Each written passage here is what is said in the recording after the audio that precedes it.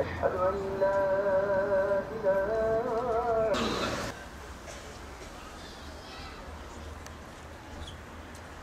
Allahu Ekber.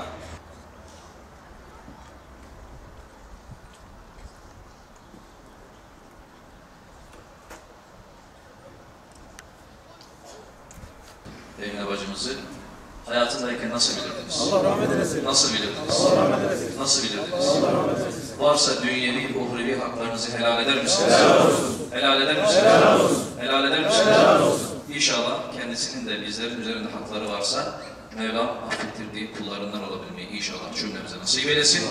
Rabbim ölmüşlerimize rahmet eylesin. İmanla yaşamayı nasip eylesin. İmanla vefat etmeyi nasip eylesin.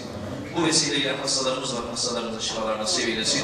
Bu akşam malumunuz değerli arkadaşlar, cenazemizi arabamıza alalım. Daha sonra